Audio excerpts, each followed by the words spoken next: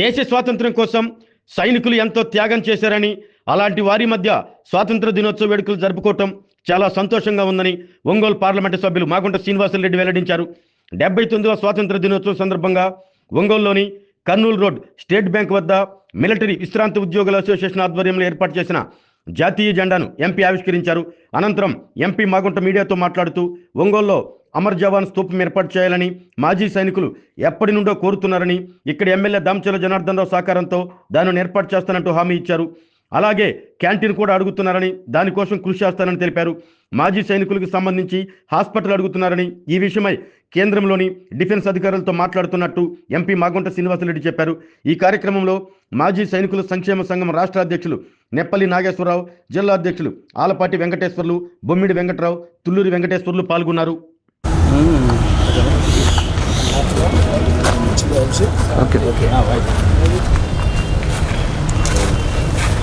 ఇది స్తూపం ఉంది, నేను చూస్తాను మళ్ళీ కూడా.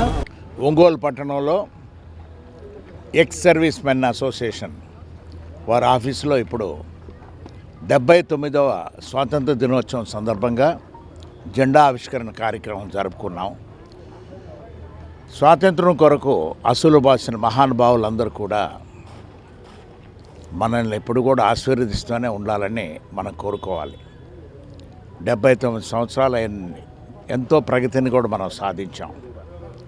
ఈ ప్రత్యేకంగా ఈ ఎక్స్ సర్వీస్ మెన్ ప్రాంతంలోనంటే దేశానికి చాలా త్యాగం చేసిన వాళ్ళందరూ కూడా ఇక్కడ ఉన్నారు. ఉన్నప్పుడు కూడా వారికి ఈ ప్రాంతాల అవసరాలు అనేది ఏమిటనేది కూడా ప్రతిసారి వచ్చినప్పుడు అడుగుతుంటాం. నా తరఫున నేను ఇక్కడ స్థానికంగా ఉన్న ఎంపీని కాబట్టి ఢిల్లీలో డిఫెన్స్ డిపార్ట్మెంట్తో కూడా వారితో కూడా మాట్లాడటం అనేది కూడా జరుగుతున్నాయి. ఈరోజు వారికి ఎప్పటి నుంచో అమర్ జవాన్ స్తూపం అనేది కొంత స్థలం కావాలనేది, అది రాష్ట్ర ప్రభుత్వం ప్రత్యేకంగా ఒంగోలు కలెక్టరేట్లో సంబంధించిన విషయం. అది ఒకసారి కొంత వేరే ప్రాంతంలో స్థలం చూపిస్తే అది సరిగా లేదని చెప్పి మరలా ఇప్పుడు వేరే ప్లేస్ కూడా ఎతుకుతూ ఉన్నారు.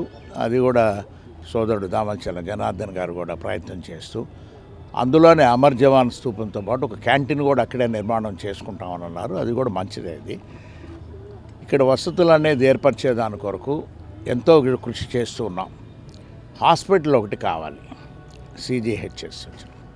ఈ హాస్పిటల్ అనేది డిఫెన్స్ మినిస్టర్ గారిని నేను మంచిగా 4 రోజుల క్రితం కూడా మాకు మీటింగ్ జరిగినప్పుడు కూడా ఢిల్లీలో వారిని కూడా అడగటం జరిగింది. లేదండి ఎంపీ గారు, ఇవన్నీ ప్రయారిటీలో కూడా పెట్టుకొని ఉన్నప్పుడు కొత్తగా శాంక్షన్ చేయాలనేది.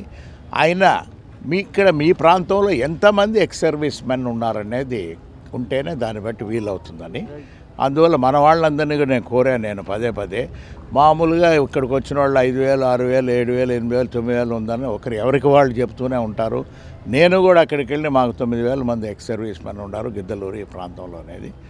అందువల్ల అది వీలు కాదు. అది ఇక్కడ కలెక్టర్ ఆఫీస్ సైనిక అధికారి నుంచి రికార్డు కలెక్టరేట్లోకి వెళితే కలెక్టర్ దగ్గర నుంచి సెక్రటేరియట్ విజయవాడకు వెళ్ళి ఆ తర్వాత అది ఢిల్లీకి వస్తే అది ఆథెంటిక్ ఇన్ఫర్మేషన్. అది ఉంటే ఈజీ అవుతుంది అని చెప్తున్నాను నేను. వాళ్ళు కూడా ఏంటంటే ఒక హుషారు కావాలి, ఇది వెళ్ళి ప్రయత్నం చేసేదానికి ఒక కార్యక్రమం ఉన్నప్పుడే వాళ్ళకు కూడా ఈ ఆలోచన వస్తుంది, కానీ మళ్ళీ ఫాలో అప్ అనేది జరగట్లేదు. అందువల్ల ఎక్స్ సర్వీస్ మెన్ అసోసియేషన్ నాయకులందరినీ కోరుకునేది ఏమిటంటే ఈ నంబర్ ఒకటి ఎంతమంది ఉన్నారనేది మీరు దయచేసి అక్కడ కలెక్టర్ ఆఫీస్ నుంచి కూడా పంపించేటట్టు కూడా చేయండి. ఢిల్లీలో మిగతా పనులన్నీ నేను చూసుకుంటాను. Thank you. నెప్పల్లి నాగేశ్వరరావు, ఒంగోలు నివాసిని. నేను ఎయిర్ ఫోర్స్లో 15 సంవత్సరాలు సర్వీస్ చేశాను. ఆ తదుపరి పంచాయతీరాజ్లో ఇంజనీర్గా పనిచేశాను. ఇప్పుడు ప్రస్తుతం మాజీ సైనికుడినిగా ఇక్కడ సేవలు అందిస్తున్నాను. ఇకపోతే మనం let us speak about our August 15 చాలా ఇంపార్టెన్స్. ఈరోజు మీరు ఎవరు గ్రహించారో లేదో తెలియదు నాకు. ఇదే శుక్రవారం నాడు మనకు స్వాతంత్రం వచ్చింది. ఇదే 15 ఆ రోజు శుక్రవారం వచ్చింది. అదే రోజుని మనకు స్వాతంత్రం వచ్చింది. అది హిస్టారికల్, ఎప్పుడో ఎన్ని సంవత్సరాలకో వచ్చింది. అలాంటిది జరిగింది. ఇకపోతే మనం టూకీగా మన గత చరిత్ర నేను 2 నిమిషాల్లో చెబుతాను. 1600 ఏడీలో మనం సర్వస్వతంత్రంగా చాలా హ్యాపీగా ఉంటూ ఉండేవాళ్ళం. రతనాలు పోసి రాసులు పోసి అమ్మిన రోజులు అవి. ఆ తర్వాత మెల్లిగా ఈస్ట్ ఇండియా కంపెనీ వచ్చింది. ఈస్ట్ ఇండియా కంపెనీ వచ్చి వ్యాపారం అనే పేరుతో వచ్చారు. తదుపరి పర్షియన్లు మిగతా కంట్రీస్ అన్నిటి నుంచి చివరికి మొఘల్స్ అందరూ వచ్చారు. దాదాపు వాళ్ళ మధ్య తణుకులు ఉన్నారు. వాళ్ళ మధ్య యాక్చువల్లీ పోస్ట్ వరల్డ్ వార్ జరగటానికి కారణం వాళ్ళే కారణాలు. ఆ కారణాలతో మన వాళ్ళు ఇసిగిపోయారు. స్వాతంత్రం కొరకు మనం పోరాటం మొదలుపెట్టాం. దానిలో ఎంతమందో అసూలు బాసారు. మీకు తెలుసు, భగత్ సింగ్ లాంటి మహనీయులు మరణించారు. జలియన్ వాలాబాగ్ నిజంగా మారణ హోమం మనం ఎన్నడూ మర్చిపోలేనిది. జలియన్ వాలాబాగ్. ఆరోగ్యమే మహాభాగ్యం అంటారు, కానీ ఆరోగ్యాన్ని నమ్మకంగా కాపాడే స్థానం ఎక్కడ? ఇది ఒంగోలులో మీకు దగ్గరగా మన Venkataramana nursing home private limited. Caring your life 54 ఏళ్ల విశ్వాసంతో ఇది ఒక హాస్పిటల్ కాదు, ఇది ఒక విశ్వాసం. 3 తరాలుగా వేలాది కుటుంబాలను ఆరోగ్యంగా నిలిపిన ఆదరణ. మా నిపుణుల వైద్య బృందం మా దగ్గర అనుభవం కలిగిన బృందంలో అందించే సేవలు: neuro surgery, general medicine, diabetes, pulmonologist, general surgery, ophthalmology, urology, orthopaedic, ENT, paediatrics, dental surgery, anaesthesiology, gynaecology, cardiology, emergency మరియు క్రిటికల్ కేర్. ఒంగోలులో ఆరోగ్యానికి ఒక కొత్త శకం ప్రారంభమవుతుంది. వెంకటరమణ ఐ హాస్పిటల్ ప్రారంభించబడింది.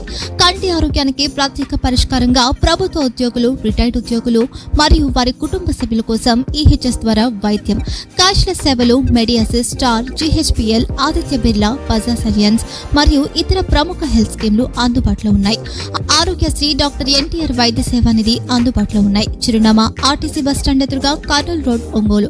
Phone number 08592282623, cell number 9100679099.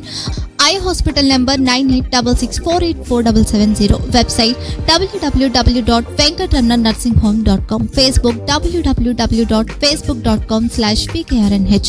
Venkataramana nursing home. 3 తరాల విశ్వాసం, నూతనతతో కూడిన సేవ. మేము కేవలం చికిత్స చేయము, మేము శ్రద్ధ వహిస్తాం, పరిరక్షిస్తాం. సేవ చేయడం మాకు ధ్యేయం.